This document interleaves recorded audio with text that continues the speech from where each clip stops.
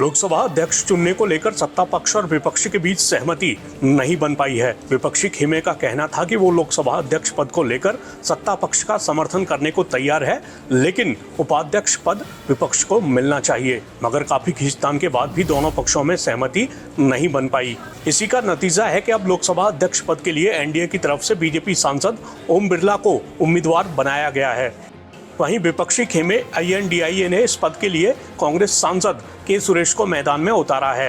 यानी इस बार लोकसभा अध्यक्ष को चुनाव के जरिए चुना जाएगा। ये चुनाव 26 जून को होगा। इस चुनाव की नौबत क्यों आई? क्यों सत्ता पक्ष और विपक्ष के बीच सहमति नहीं बन पाई? चलिए इस सवाल के जवाब के लिए आपको दोनों पक्षों की दलीलें सुनवा देते हैं। आज अखबार में लिखा है कि प्रधानमंत्री ने कहा है कि ऑपोजिशन को कंस्ट्रक्टिवली सरकार के साथ कोऑपरेट करना चाहिए। ऑपोजिशन ने क्लियरली कहा है, राजनाथ सिंह जी का खारगे जी को फोन आया, राजनाथ सिंह जी ने खारगे जी से कहा देखिए आप हमारे स्पीकर को सपोर्ट कीजिए।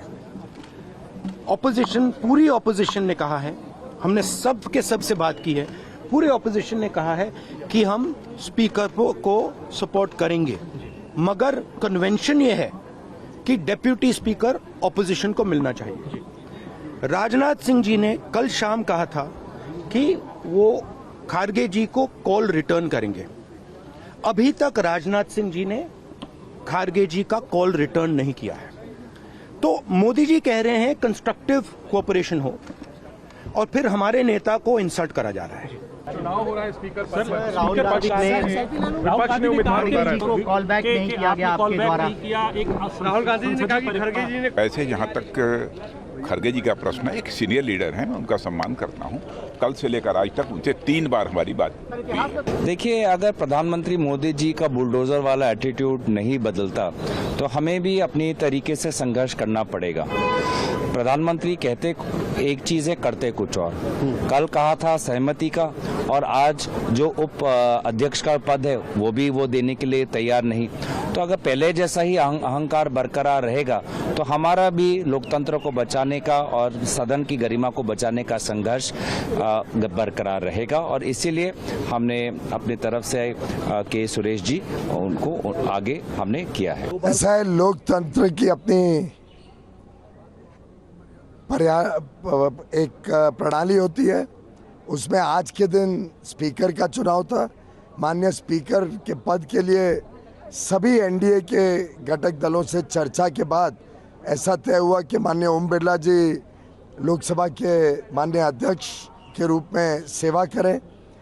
और सुबह भी माननीय खड़गे जी से माननीय राजनाथ सिंह जी ने चर्चा करनी चाहिए, पर वो किधर व्यस्त थे, तो उन्होंने कहा कि वेणुगोपाल जी आपको बात करेंगे।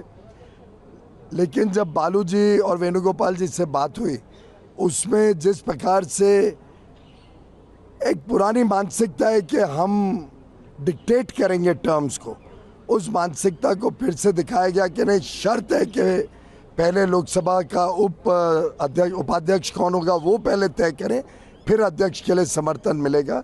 इस प्रकार की राजनीति को हम की निंदा करते हैं। और मुझे लगता है कि अच्छी परंपरा ये रहती कि लोकसभा निर्विरोध एक सर्वसम्मति से अध्यक्ष चुनता, तो लोकसभा की भी मर्यादा अच्छी रहती, सभी पक्ष का उसमें योगदान रहता। और स्पीकर वैसे भी किसी सत्तारूढ़ पार्टी या विपक्ष का नहीं होता है, वो पूरे सदन का होता है।